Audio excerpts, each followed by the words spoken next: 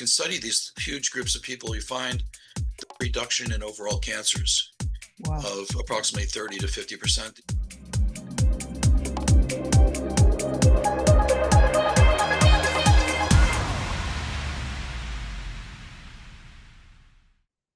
Well, hey everybody, welcome into Pushing the Limits. Today I have a wonderful gentleman for you. I've got Dr. Jeffrey Dach with me. Welcome to the show. Sitting in Florida, warm, sunny Florida.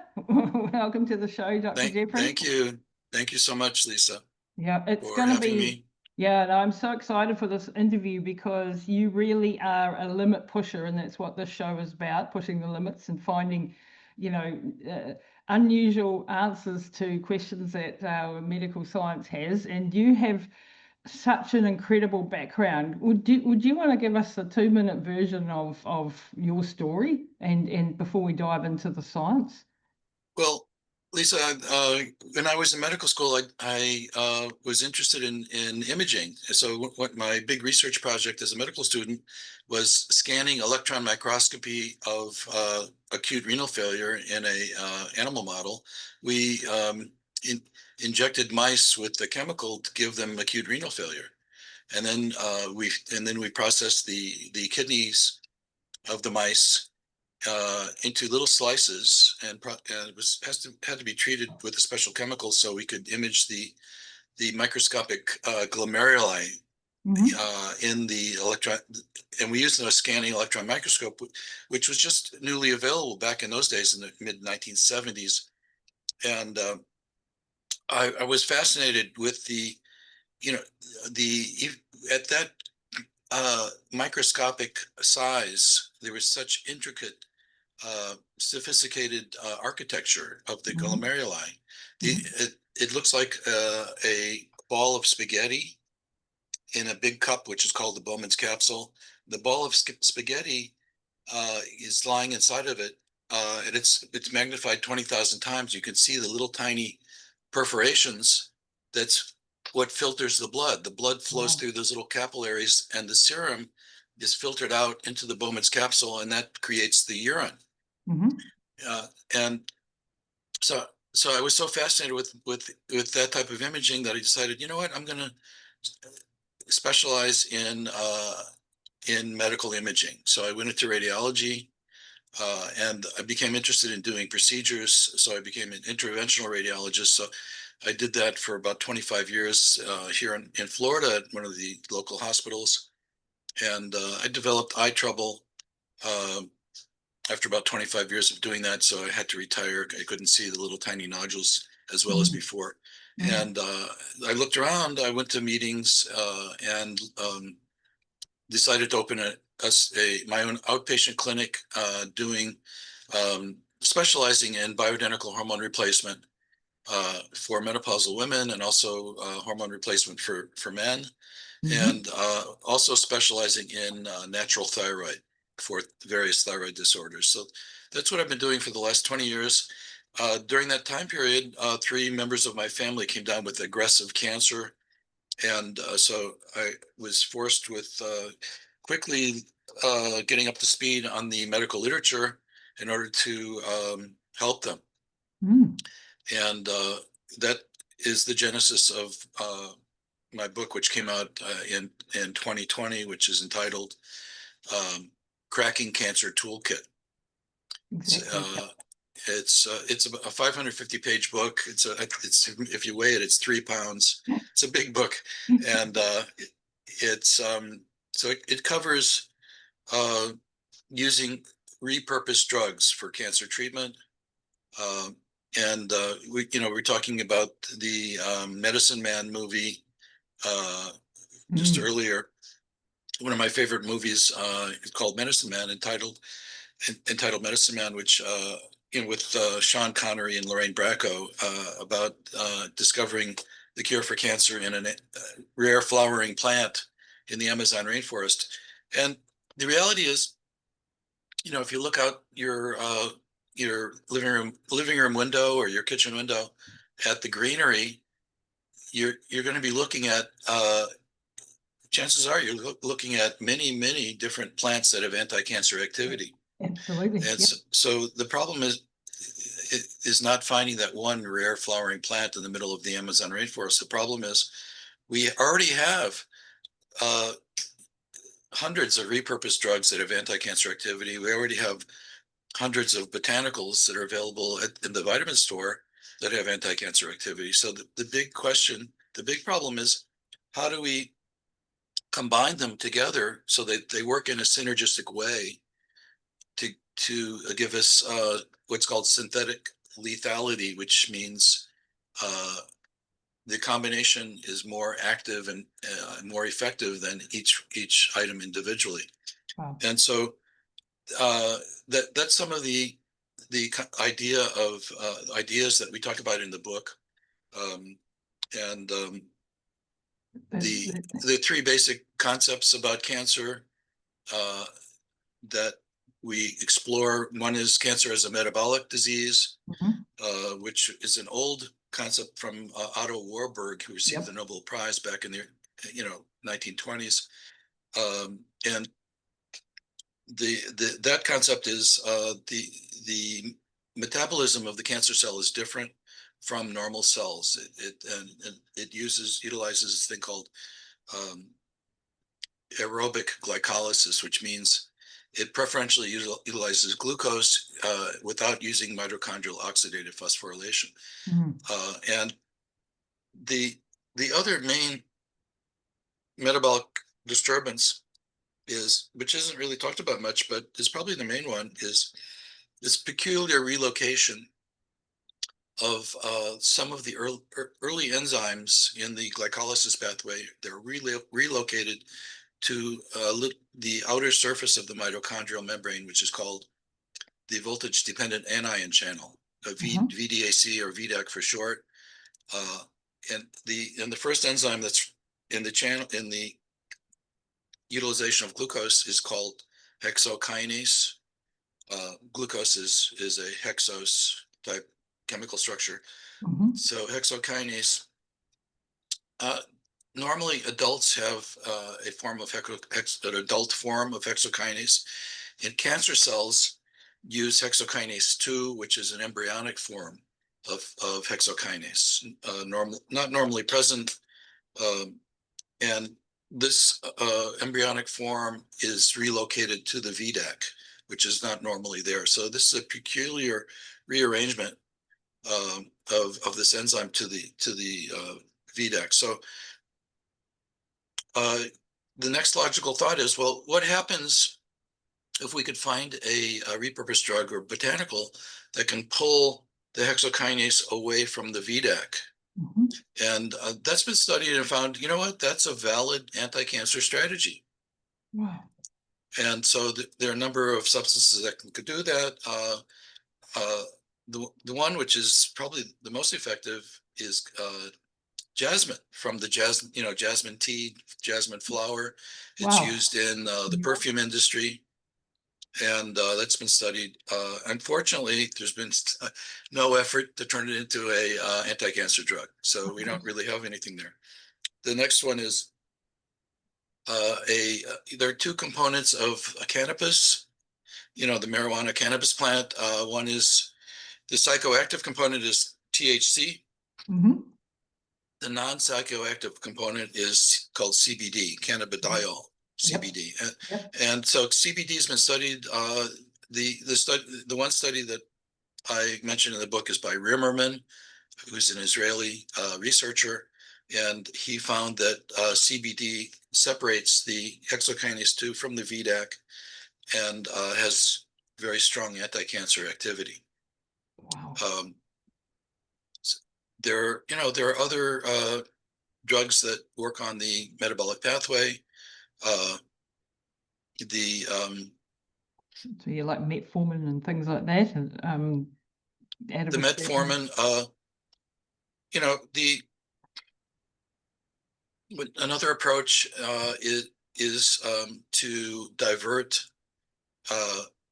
Cancer cells are using glycolysis rather than mitochondrial oxidative phosphorylation. So a lot of the cancer cells that are purely glycolytic will turn off the mitochondria mitochondrial oxidative phosphorylation. So the idea is, for those cancers that are using oxidative phosphorylation,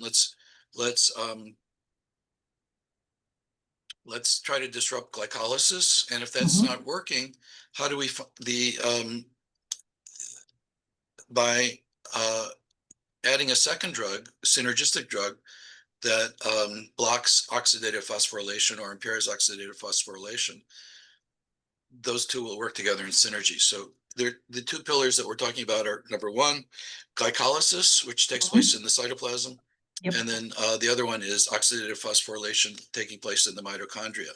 So the idea is, well, let's try to block both of those pathways. The first with a glycolysis inhibitor. The classical one is dichloroacetate, DCA, which throws a monkey wrench into the glycolysis. And there are others. In the last part of the book, we have an appendix where we list all of the repurposed drugs by category. So you mentioned metformin, which blocks or impairs the first part of the electron transport chain, and metformin's been around for a long time. It's the first line anti-diabetic drug for type 2 diabetes. It's used by millions and millions of people. It's considered very safe. So metformin by itself, when they study large groups of people on metformin, which there are millions of people taking metformin, and you can study these huge groups of people, you find that the people on metformin have reduction in overall cancers of approximately 30 to 50%, depending on the study. So that's from impairment of the electron transport chain. So when you combine metformin with a glycolysis inhibitor like DCA, you get a synergistic effect, and it's much more effective as an anti-cancer drug. The third major pathway, metabolic pathway, that we have to think about is it's called autophagy. What is autophagy? Autophagy involves the lysosome system in the cancer cell, and also all cells have lysosomes, and the lysosomes are involved in digesting unwanted organelles. So the lysosome will engulf the proteinaceous material or debris that needs to be eaten up, destroyed, self-eating. Autophagy is self-eating, basically. Yeah. And then the lysosome will then combine with another little bag that contains digestive enzymes and acid, and they combine and form the autolysosome, where the proteinaceous debris is then destroyed by the enzymes and acid and recirculated.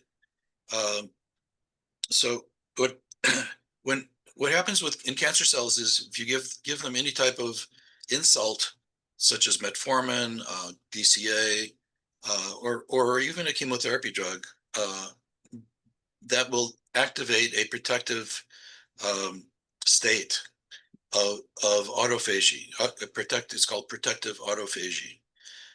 And if you look at the cancer cells under the microscope, what happens is, when the cancer cell is aggressive, the lysosomes travel on a microtubule network, like a railroad track network. The lysosomes travel to the outer cell near the membrane. So they're ready to release acid and digestive enzymes into the microenvironment to digest other cells or other tissues for food for the cancer. So you give the cancer cell, for example, artemisinin, which is a antiparasitic. It's an anti-malaria drug. It's actually first line treatment for malaria now. And what they see when they look at the cancer cells under their microscope, when exposed to an anti-cancer drug like artemisinin is all the lysosomes migrate to the perinuclear area. So that's what happens. That's the appearance of protective autophagy.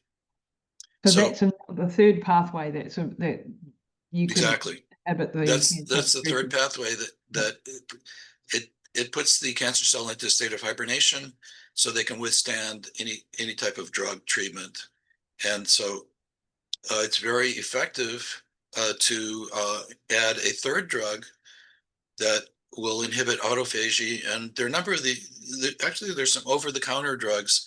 For example, the over-the-counter antihistamines such as Claritin. Those drugs concentrate in the lysosomes, and they impair lysosome activity. They impair lysosome function. Isn't autophagy normally a good thing? Like, we want autophagy. So by inhibiting autophagy, am I understanding that correctly? You know, like normally we want autophagy to get rid of senescent cell loads as we get older. Yes, What's the yes. difference here? Well, it's too much is a bad thing. Not enough is a bad thing. You need to have just about in the middle. When it comes to for example, neurodegenerative disease, that's not enough autophagy. Right. When it comes to cancer, the cancer's cell is doing too much, so you want to try to inhibit that to make so the anti-cancer drugs, whether they're repurposed drugs or chemotherapy drugs, who want to inhibit the autophagy, so the cancer drugs will work. Those are the three major pathways, dealing with the metabolic theory of cancer. There are a couple other theories of cancer that we talk about in the book. The other one, another big major theory is, it's an old theory which was developed in the 1800s. It's called the trophoblastic theory of cancer. And that theory is that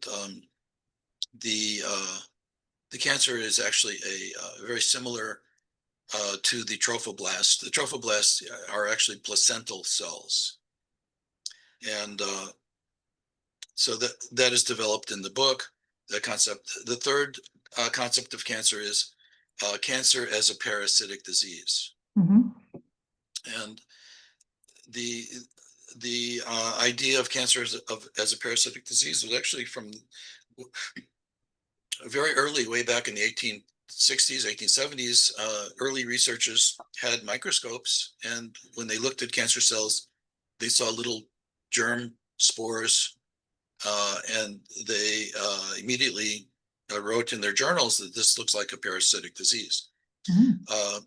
Of course, all of these people, esteemed doctors who advocated that position were then their careers then were over. They were basically became lived in obscurity. But lately, 1950s, it's been resurrected, and with all the new modern molecular biology research tools, they've actually discovered, what, a lot of the metabolic, the biochemistry, the molecular pathways the cancer cells use, very similar to the trophoblast. Wow.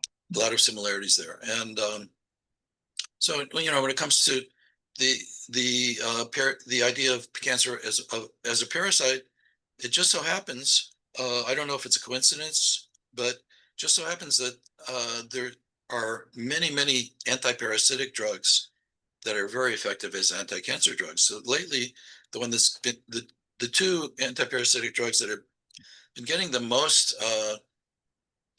attention are ivermectin and fenbendazole.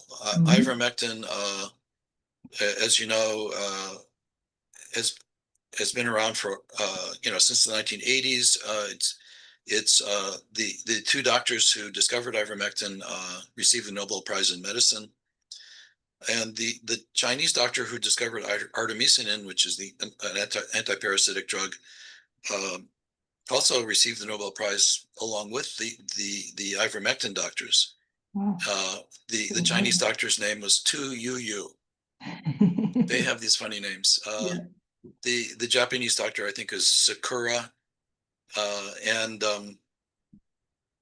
the ivermectin was isolated from a single Japanese soil sample. So this is a soil microbe Wow. that Just like makes a toxin, an antibiotic called ivermectin, and so that became the treatment for various parasitic diseases. The two big ones in Africa are river blindness, where the Africans are sitting along the river and these flying insects or little gnats type insects attack the eyes and they become blind. Then there's a parasite involved that's so the ivermectin is a cure for that, and it eradicated river blindness throughout these African countries. The second African parasitic disease is called elephantiasis, and maybe you've seen pictures in some of the books, and it's like your leg becomes like very swollen and widened, like an elephant leg, and that's because of the parasites obstruct the lymphatics, and you have this just it develops into a big swollen leg. So ivermectin also eradicated that disease throughout all the African countries. So that's miraculous. And how did they do it? The company that made the ivermectin gave the ivermectin tablets out for free, and the tablets were distributed by untrained healthcare workers who had no training whatsoever. So that shows you how safe ivermectin is. It's the much maligned ivermectin. Yeah, it's one of the safest drugs we have. It's so safe. They were handing out the ivermectin to the villagers. A lot of them were adolescent, young adolescent females, and childbearing age. And so in many cases, they discovered that after the young childbearing female took the ivermectin, she was actually pregnant. Wow. And so they followed all of these pregnant women on ivermectin to see, well, what is the safety of ivermectin in pregnancy? And it turns out it's extremely safe, even in pregnancy. Amazing. Yeah. So those studies, there are 2 or 3 of those studies that have been published showing the safety of ivermectin in pregnancy. So we have, that's extraordinary that we would have publications in the medical literature of that type. The second drug is, and of course, getting back to ivermectin, that became much more popular, during COVID. It turns out that not only is it ivermectin antiparasitic, it also has excellent antiviral activity. I know. And you'll see that a lot of the antiparasitic drugs will double as an antiviral drug. So I've prescribed ivermectin as an antiviral off-label in the United States. That's legal to do that. And we've had, dramatic recoveries in patients. I've given it to people in my own family. It's that safe. So even with, definitely for COVID, although it was a much maligned horse dewormer, that was the mainstream media's terrible take on it. And ivermectin would have been so powerful if it could have been used, like it was banned everywhere. Is it also good for other viruses like EBV and CMV and things like that? Yes, it's excellent for many viruses. Wow. And then you have other anti-parasitic drugs. For example, Zika virus. The West Nile fever virus. All these viruses will be eradicated. They're very nicely treated with one or the other of the antiparasitic drugs. Wow. You can just I can write it. You can write an entire book on it. You just go through them and list which antiparasitic drugs have antiviral activity and work for that particular virus. The Do you the need to second, be on them for a long time, or just a short course of them? Like if you're trying to keep viral, just slightly getting off topic from the cancer story, but it's for early long treatment. COVID. Early treatment is the key. Early in the course of the virus, you want to start treatment the first day or so when when the runny nose and the fever starts. And then, if you wait if you wait a week, the drugs are not as effective. So early treatment is the key, and usually a course of 5 to 7 days in the early beginning part of the course of the illness that usually works quite well and keeps them. There's studies showing 90% reduction in hospitalization in Wow. people treated with ivermectin compared to untreated. And you have countries outside the United States, in South America, Central America, India used ivermectin, and the countries that use ivermectin have data showing dramatic reduction in hospitalizations. So at this stage of the game, there's just overwhelming evidence of excellent antiviral efficacy of ivermectin. There are other antiparasitics that are antiviral as well. The second drug that we're going to jump into next is made famous by a cattle rancher,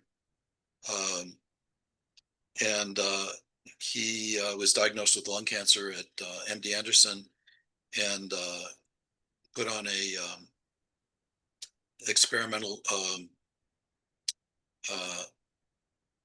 checkpoint inhibitor drug regimen, and was told by his oncologist, everybody died on this regimen, so we don't expect you to survive more than three months. So when he got back home, a friend of his was a veterinarian. Joe Tippins is the person. Joe Tippins, everybody remembers him. He's the person we're talking about. Joe Tippins, his friend who's a veterinarian, called him and said, "Joe, you need to try this veterinary dewormer drug, fenbendazole." Yeah, and so he did. He took a few other things. He took some vitamin E with it, some CBD oil with it, and 3 to 6 months later, he went back to MD Anderson, get the PET scan and imaging. The oncologist said, "Joe, you're completely cancer free. Everything is gone." And the oncologist couldn't believe it. And Joe Tippins was the only patient in the group receiving this, in the clinical trial, getting the checkpoint inhibitor. He was the only patient to survive, and he's still alive today, cancer free. Wow. So fenbendazole is another, antiparasitic drug. It's related to it's approved for veterinary use, although, it's available at the vet store. People buy it for the dogs and cats, and cancer patients are buying the veterinary version. It's not recommended, but that's what people are doing. What about membendazole? Like, what's the difference between fenbendazole and membendazole? It's, chemically, it's in the same family, same chemical family with mebendazole, albendazole. There's about half a dozen variants. They're in the same. It's an azole antiparasitic drug. Fenbendazole is also a glycolysis inhibitor. And requires a functioning p53 gene for it to work best, because it activates p53. And both, all of these azoles are microtubule inhibitors. So what does that mean? Well, when the cancer cell divides into two cells and pulls apart, it starts off as one cell, and then the DNA separates, and then divides into two, and you have two cells. Well, those cells are being pulled apart by, again, a railway system of microtubules. Remember, we talked about how the lysosomes can travel back and forth on a microtubule system. those are the same microtubules in the cancer, in all of our cells, especially in the cancer cells, that are involved in cell replication to separate the nuclear material into two cells. So that's the name for that is called spindle formation. Mhm. And so microtubule inhibitors will prevent the microtubule formation for cell division. So one of the hallmarks of cancer is rapid cell replication. Yeah. Cells replicated very fast, aggressive cancers will be very fast replication. Indolent cancers don't really do much, have very slow replication. So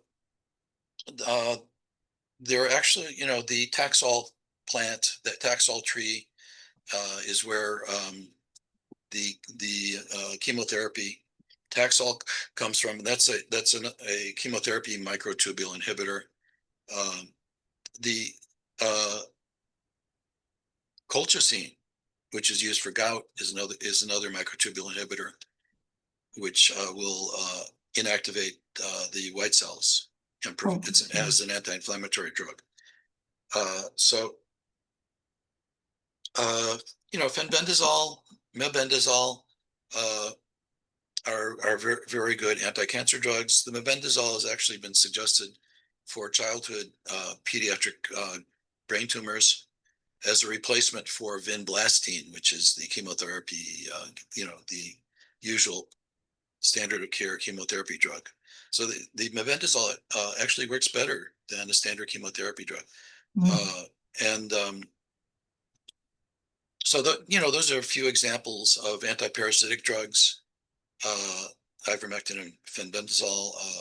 There are others, there's a whole, we go in the book, we go through another 3 or 4 or 5 antiparasitic drugs. People have to go and get the book to get the Yeah. details so that you can, and you break it down into the different cancers and their pathways that they use in the different combinations. It's really broken down more into cancer pathways. As I mentioned earlier, the metabolic theory, there are 3 major pillars, which are, the oxidative phosphorylation. The metabolic pathways are oxidative phosphorylation in the mitochondria. The second is glycolysis, hexokinase at the VDAC. You want to pull that apart. And then the third metabolic pathway is autophagy. You need an autophagy inhibitor. And then, the other major hallmarks of cancer that we pay attention to, number one, the cancer cells will hijack the patient's immune system. It's called immune evasion. And that shares some similarities with the trophoblast and the fetus. Right, because when you're pregnant, you don't want the body to reject the fetus, right? Exactly. Remember, the fetus is 50% genetically different from the mother. That's 50% has the father's DNA. The other 50% is identical to the mother, but the other 50% is different DNA. So there is an immune suppressive effect of progesterone, for example, and which is the main hormone of pregnancy. And so what the cancer cells hijack all of these same pathways that are used by pregnancy to suppress the immune system. So the idea is, well, what can we do to upregulate and escape from the immune suppression of the cancer cells? And there are new modern drugs called checkpoint inhibitors, and that was the idea. There was to restore immune surveillance, restore the immune system. It turns out there are some repurposed drugs that can do that. One of them is an old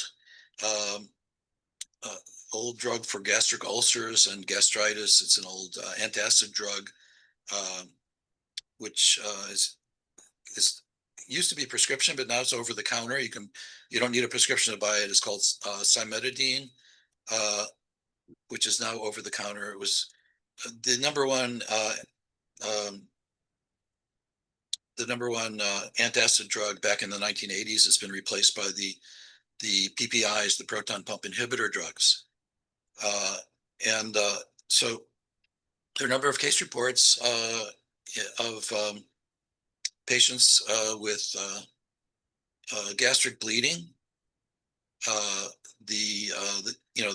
The doctors do endoscopy. They look in, they see a gastric mass. They do the biopsy, and it's an ulcerated mass which is bleeding. It turns out that the mass is malignant. It's a lymphoma.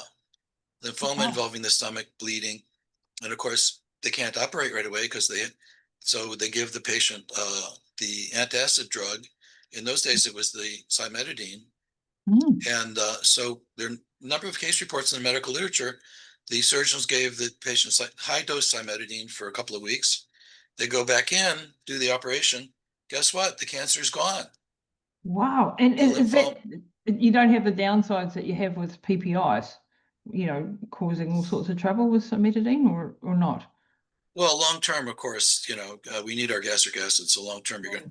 you're going to end up with the basically you're going to be in the same boat Right. with increased community acquired pneumonia, uh, dysbiosis, Yeah. uh, and But uh, short term malabsorption, cimetidine effects.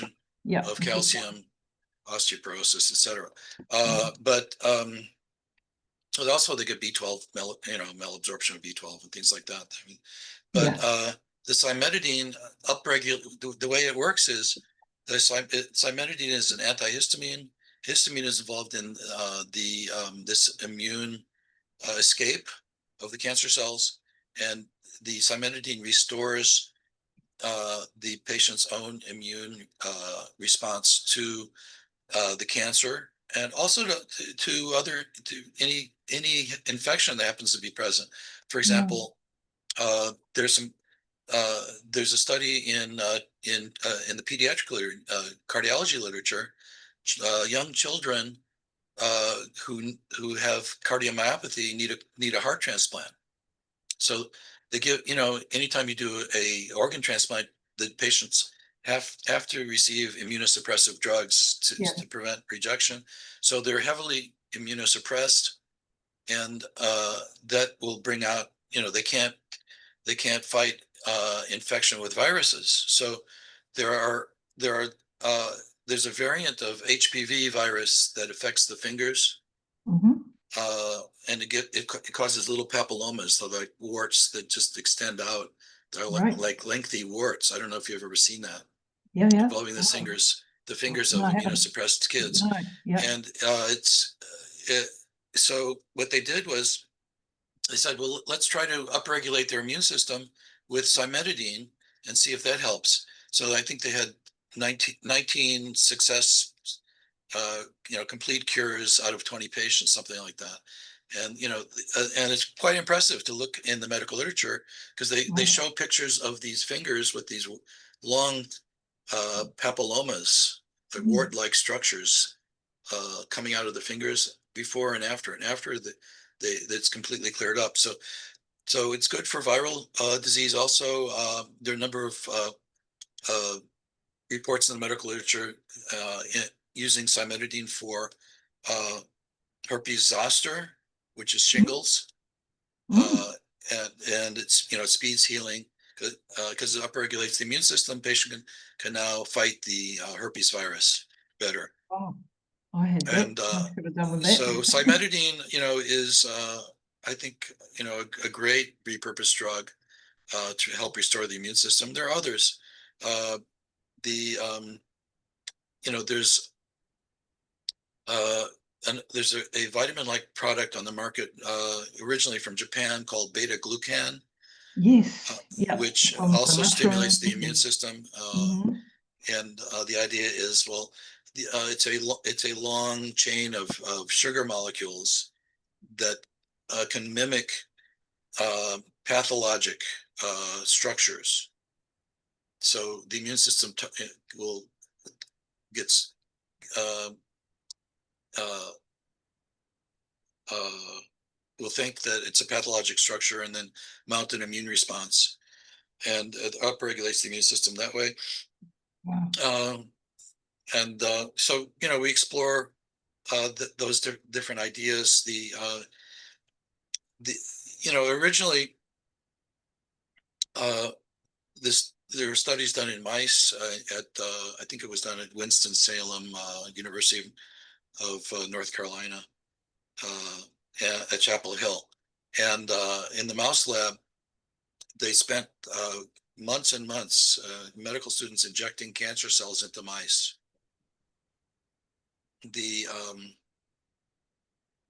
Of course, all the mice died. You inject cancer cells in a mouse, it's going to die. The cancer is going to kill the mouse. So after months and months and years of doing this, all the mice died. Finally, one day, they looked in the cage and there was one mouse that was still alive. They couldn't believe it. So they gave it a name. This is called the spontaneous regression mouse. And they then started studying the mouse. They created more of these mice, the strain of mouse. And they discovered that this particular strain of mice had T cells, which are our immune cells. The T cells killed cancer. So they dubbed this mouse the mouse that killed cancer. So there's a whole chapter devoted to this, and there's in the book, and that was the beginning of modern immunotherapy. Yeah. Wow. And so the big question was, well, what happens if we isolate the mouse T cells? We draw them off and inject the T cells T therapy into a regular mouse. Yeah. Will that protect the regular mouse from cancer? So they did those experiments, and sure thing, the T cells were the immune system that attacked the cancer cells and saved the plain mouse from the cancer injection. So the father of immunotherapy is Dr. Rosenberg, and they came up with all these different immunotherapy ideas, which culminated in the checkpoint inhibitors. Unfortunately, the checkpoint inhibitors don't always work, and they've been sort of a disappointment. Right. So yeah, the immune system hijacking the cancer hijacks our immune system, and that's a big part of cancer. So that has to be addressed.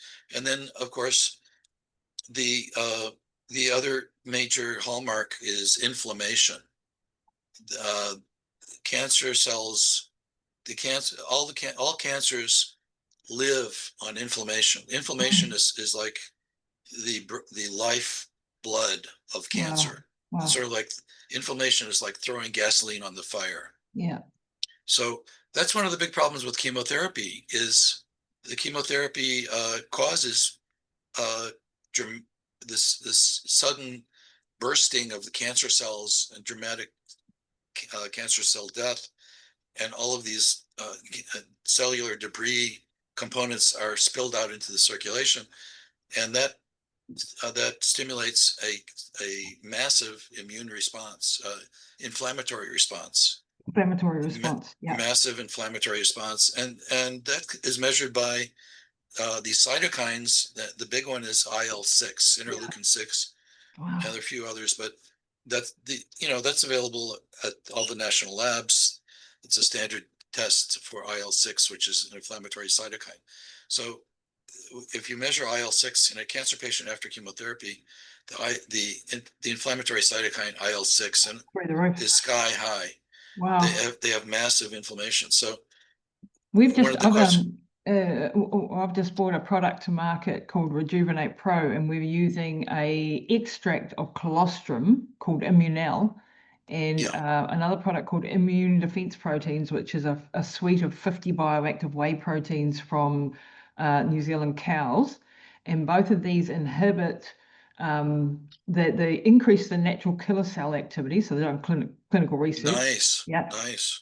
Which of course is very important for cancer. So and then they lower the IL-6 and the interleukin 1 beta, the TNF alpha and the NF kappa B pathways as well. So we've combined those two with carnosic acid, and then a native kawa plant. Actually, I'll send you some info on it because it might be something you want to have a look at in regards to cancer and whether there could be some benefit there, because it does, just because you mentioned those pathways and those, I had the privilege of interviewing Dr. David Furman from the Stanford University and Buck Institute's 1000 Immunomes project.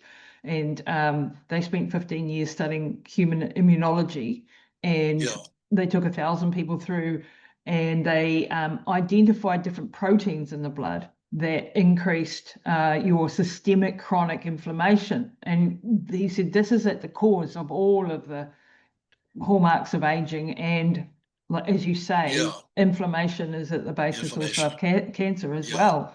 So it's really important that we keep those that inflammation as we get older down, which of course is harder and harder to do, and that's why we need all the extra help.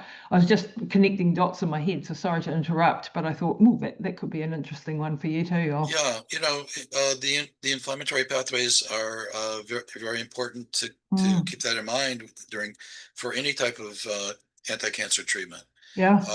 And you know, if you look at, for example, anti-inflammatory drugs, you know, we have the NSAIDs, diclofenac, for example, celecoxib, the non-steroidal anti-inflammatory drugs are actually useful as anti-cancer drugs. You know, they do have adverse side effects. They cause GI bleeding and things like that, so you have to be careful. But you know, a lot of the anti-parasitic anti-cancer drugs have very strong anti-inflammatory activity. You know, they block the inflammatory master controller, which you mentioned earlier, nuclear factor kappa B. If you can block nuclear factor kappa B, then that's a valid anti-inflammatory treatment. For example, we mentioned artemisinin, which was the gift from China. Dr. Tu Yu was the Chinese doctor who received a Nobel Prize in Medicine for discovering artemisinin. That has tremendous anti-inflammatory activity. And ivermectin, tremendous anti-inflammatory activity. Ivermectin can be used as an anti-inflammatory drug for example, inflammatory bowel disease. It's very effective. And inflammatory conditions of the skin, you know, you can put it on topically for various inflammatory skin problems. It's very, very effective. There's a syndrome called rosacea where, you know, you see those people with a red face. And for, you know, for years and years, for decades, really there was no way to get rid of that. Well, they came up with an ivermectin topical cream that is highly effective at getting rid of rosacea.